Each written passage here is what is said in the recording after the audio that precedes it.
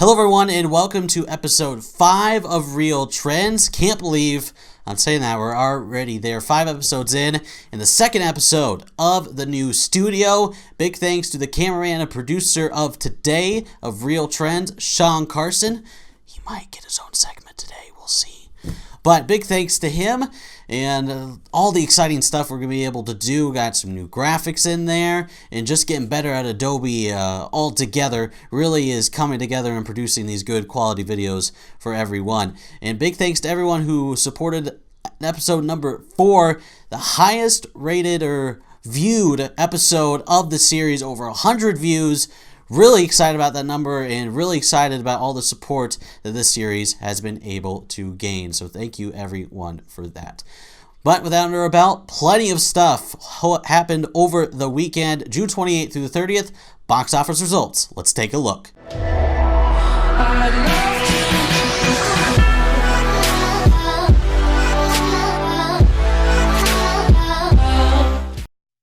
June 28th through June 30th box office results. Coming in at number 1 was Toy Story 4. They were the box office champion last week when they railed in $120 million. This week they take a 50% drop, $59 million. They did a little better worldwide, but still a big drop here at the domestic box office, and that's kind of what's expected. That's kind of been what the theme has been so far in 2019. You have these films who are box office champions, and then they take a huge drop the very next week, and it's no difference here for Toy Story 4, but they still hold strong with really no big, strong movie coming in this last weekend. So Toy Story 4, still number 1. At number 2 is Annabelle Comes Home, another installment in the Conjuring universe starring Vera Farmiga and Patrick Wilson. They brought in $20 million, a little bit of a disappointment considering that they were predicted, and I even predicted they would get $35 million, but they only brought in $20 million. Disappointing, but they get in at number 2 for the box office. At number 3 is my personal favorite. It is Yesterday, the movie directed by Danny Boyle. Did pretty solid this past weekend. It is the most grossing opening weekend for a Danny Boyle film ever with $17 million. I predicted $20 million, so it got right near in that range. I really liked it. Saw it this past weekend. It was outstanding. You should go see it if you have the chance. Maybe the best movie I've seen so far here in 2019. But they are at number 3, Yesterday, in the box office. Coming in at number 4 is Aladdin. It continues to hold strong, 5th straight week in the top 5. They got $10 million to their name this week. They had $13 million last week, so it was a 23% drop, but still hanging in there. Still in the top 5, and it's still holding strong at number 4. And rounding out this week's top 5 is The Secret Life of Pets 2, the third kind of PG childish film here in the top 5 this week. They brought in $7 million. They brought in $10 million last week, so the drop continues to go, but they're still in at number 5, Secret Life of Pets 2. And that's going to wrap things up for June 28th through the June 30th box office results. And now, for the second week in a row, let's get into the real trend of the week.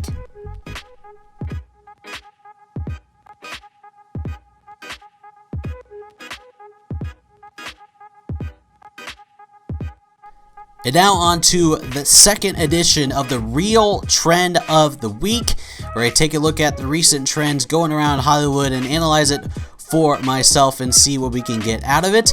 And with this week, with the upcoming release of Spider-Man Far From Home to round out Phase 3 of the Marvel Cinematic Universe, it kind of inspired me to kind of look back at the past Spider-Man films and compare them to today and compare them to each other and kind of preview what's going to happen with Spider-Man Far From Home.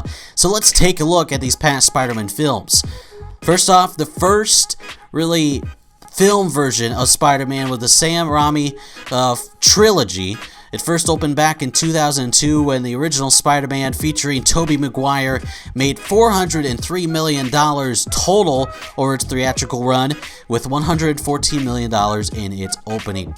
Jump forward a couple years to the sequel of that film, Spider-Man 2, in 2004. It was able to amass $373 million with an $88 million opening. It just disappointed a little more. But then, 3 years later, It was the final conclusion of the Sam Raimi trilogy. Spider-Man 3 opened in 2007 and brought in even less than what the first two installments did, $336 million, but it brought in its best opening of those three films, $151 million in its opening weekend that came to a close of that Spider-Man trilogy. Then, jump forward 5 years to 2012. Sony wanted to remake the Spider-Man series, and they cast Andrew Garfield as the lead role for Peter Parker. They named it The Amazing Spider-Man, and it opened in 2012, and it made $262 million total worldwide, while opening to a $62 million opening weekend. Jump forward 2 more years in The Amazing Spider-Man 2. It opened with $202 million through its theatrical run, while opening even better than the first one with $91 million opening. Then you got jump forward 3 years when, again, Sony had to reboot the series. Andrew Garfield was fired soon after The Amazing Spider-Man 2 was released, just due to conflicts with the company and Sony. But in their best interest, Sony combined with Marvel to make Spider-Man Homecoming, as Spider-Man was finally introduced to the Marvel Cinematic Universe, and it hit big at the box office. Spider-Man Homecoming, released in 2017, had made $334 million total, while opening to a big $117 million in its opening weekend, the second best by any Spider-Man film. And then the very next year, last year, it won the Oscar for Best Animated Film. It was Spider-Man Into the Spider-Verse. It made $190 million worldwide, while opening to a $35 million opening weekend. So you make all those totals up, and you got a $300 million average per film that they make every time, and a $94 million opening weekend is the average there. And that kind of wraps up the real trend of the week. Spider-Man Homecoming, or excuse me, check that. Spider-Man Far From Home comes out on Tuesday, when this video will already be released. But it's a long weekend for Spider-Man Far From Home, and it's going to be set up for a big box office opening weekend. And now we're going to get into the upcoming films of the week. But with that, we're going to combine it with a new segment. And I've heard some and seen some requests. We're finally going to get the debut and cameo of our producer and cameraman of Real Trends, Shawn Carson, debuting in his first week segment of Shawn's Pick of the Week, Spider-Man Far From Home.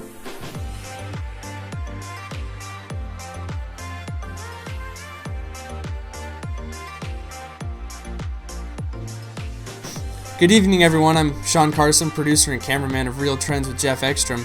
Geoff's behind the camera right now, and we're introducing a new segment called Shawns Pick of the Week. And it's kind of where I look at all the movies coming out and see what's going to do the best, in the box office, what's going to be the most popular, what's really going to, pop out of all the movies coming out this week. And Geoff kind of said it earlier. My pick of the week is definitely Spider-Man Far From Home. And it's predicted to only do about 160 million, which seems like a lot, but it's a Marvel movie, and I think it's going to make closer to 190, 200 million in the domestic box office alone. Reason being, it is a Marvel movie, and a big one, Avengers Endgame, just came out recently, and there were some what people would call traumatic events, depending on how big of a fan you are, and we have to see Peter Parker, Spider-Man, his transition, after the events of Avengers Endgame. And we've seen it through the trailer. He's going to try to, he's got to be the same Spider-Man, but, there's a part of him that's gone, spoiler alert. I'm really excited for this Spider-Man movie. I think it's going to do great in the box office. It is ending phase 3 of the MCU, which, it could introduce a new phase, it could end the phase either good or bad, we'll see. And that's my pick of the week. We'll go back to Geoff Exstrom to finish things off. Thanks. And that was Shawn's Pick of the Week, brand new segment. Hope you enjoyed that. I basically have the same thoughts as Shawn. I think Spider-Man Far From Home is going to do huge at the box office, especially with how much this film implicates about the future of the MCU.